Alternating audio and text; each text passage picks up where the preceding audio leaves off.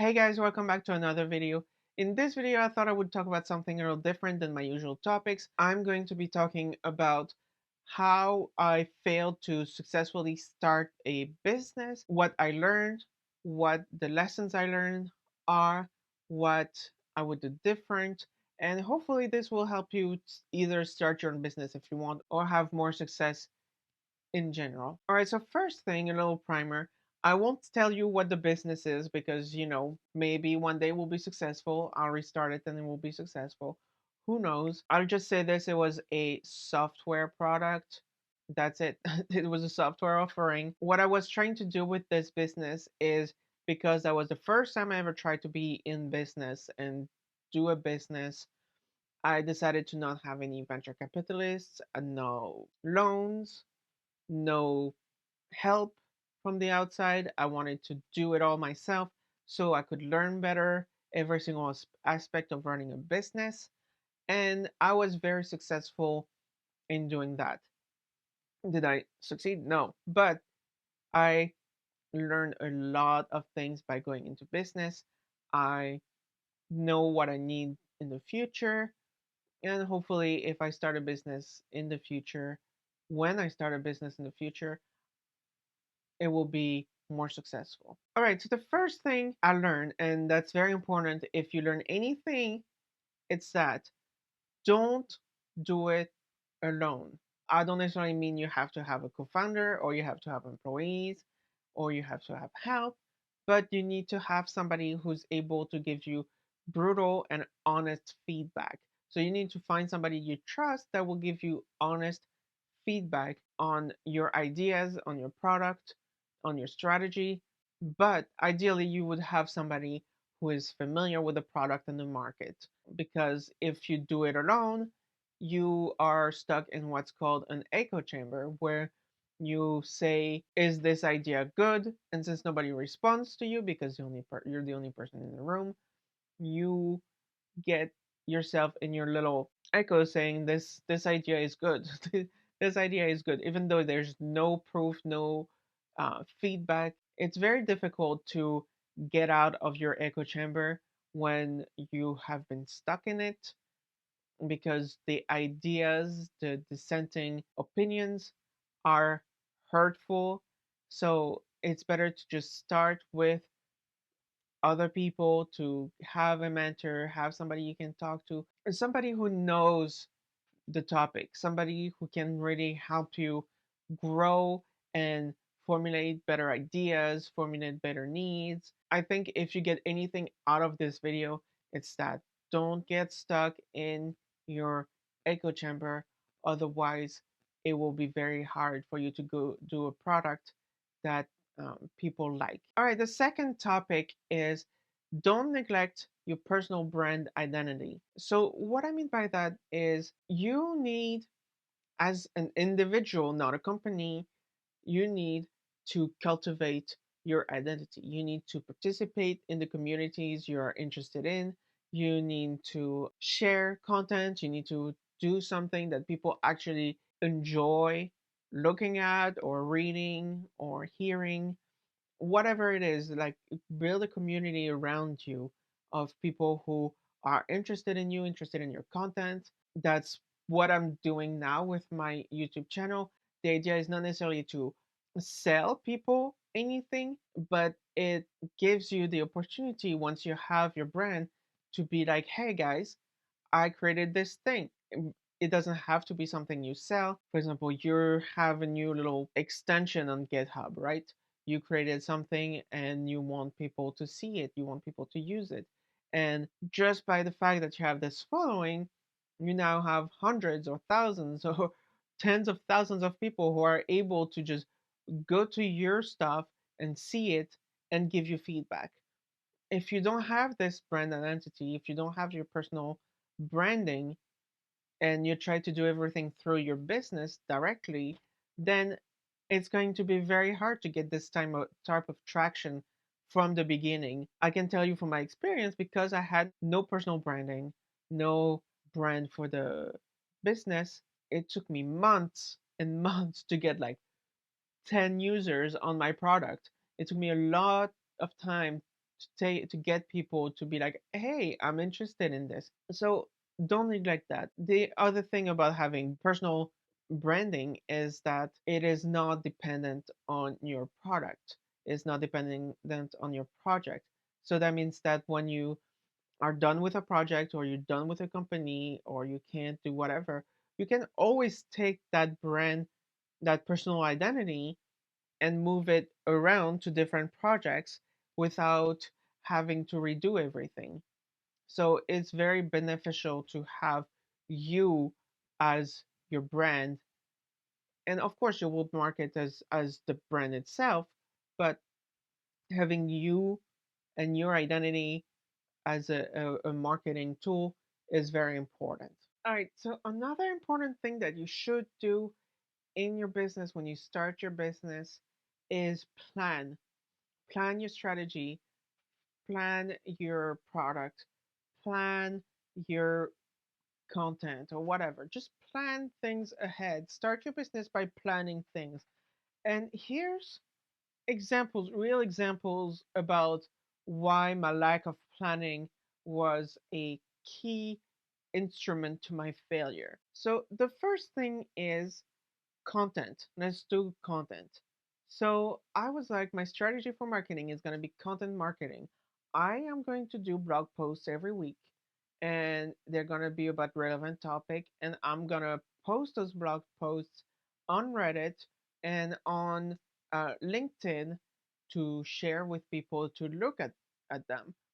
And I think I did like 4, 5, 6 weeks of content. I was actually doing good.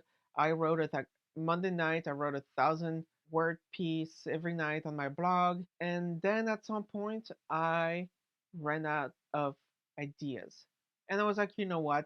It's one time. I'll delay it. Maybe I'll just skip this week. Think about things.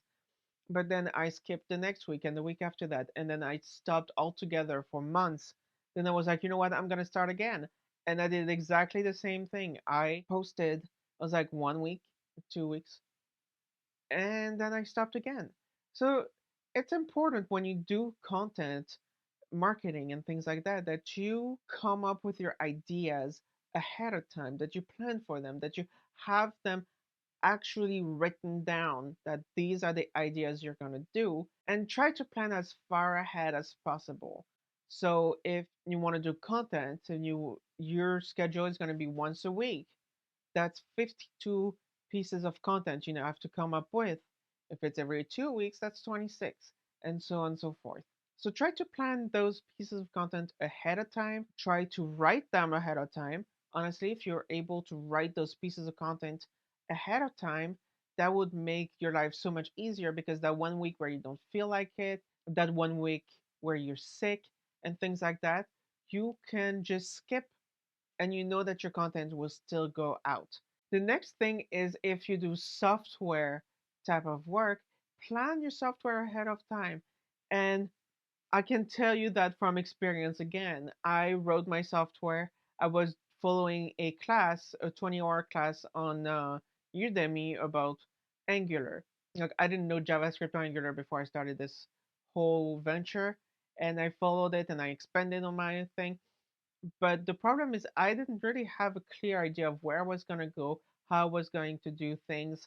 And I found myself a year later or 2 years later looking back at the code and being like, I want to change this, but it's just so bad and so poorly planned that I have to rewrite it. It would be so much easier to just rewrite the whole thing than to fix it.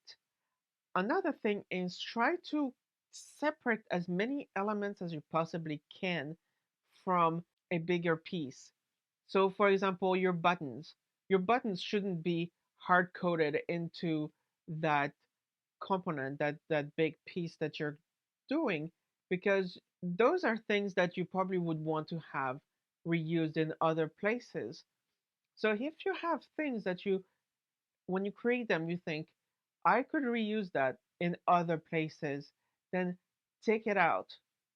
Take it out of that big component, make it its own thing, and then reuse, then put that link into your bigger module. And that will make it so much easier. It makes your code a lot more reusable. Try to plan things ahead because technical debt is very expensive. At first, I was like, oh, it's fine. I'm going to have technical debt. It's okay. I'm going to deal with it. But then I got to a point where I had to revisit certain older modules, and the technical debt was just so overwhelming because I didn't really know why I did this way. I had complicated code. I had things that were hard coded that I actually did hard coded in like so many different places. Just a lot of dumb things that I should have planned for ahead of time. So make sure you plan your software, make sure you plan your strategy, make sure you plan your content, make sure you try to get out of your way in the future as much as possible. It will make things so much smoother.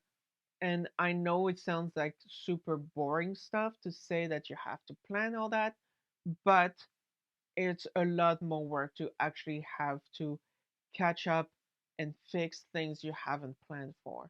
So do yourself a favor before you do anything, sit down with yourself, hash out how you want to do things. It doesn't have to be all set in stone, but you need to have like general guides, general threads that you're going to follow that will really help you do a better product, do a better tool, project, whatever it is. All right, this next one is something that I think I did somewhat successfully is try to minimize the amount of money you spend when you start a business.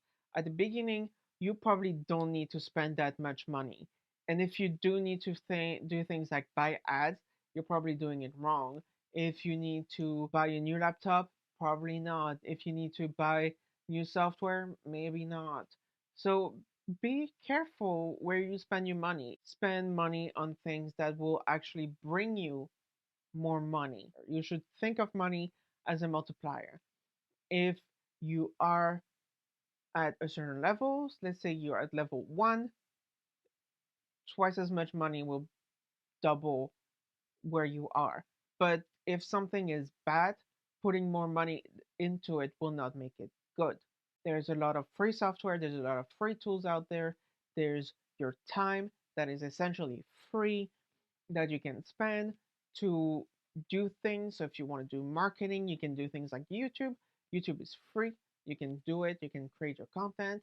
You can post on Reddit. You can do a blog. You can do a podcast. You can do so many things for free. There's no reason to spend money, especially if you have a software company. If you ever have a hardware company, then maybe yes, you do need some components and things like that. But a software company, there is no reason for you to spend money. You can buy a computer if you don't have one, but other than that, there's no reason to spend any money on starting a software company. If you need hosting, like Azure, you have a free year for so many things. You can find credits around. So there's a lot of things you can get for free by just either investing your time or finding some free resources. I can tell you the most expensive thing you're going to pay for at the beginning is taxes, and taxes are, yeah, most of the money. I think I spent $5,000 in 3 years on my business, and I would say above 50% of that is taxes and legal stuff. And so setting up the corporation, that was like about $1,500, and then taxes, you're probably looking at $1,200.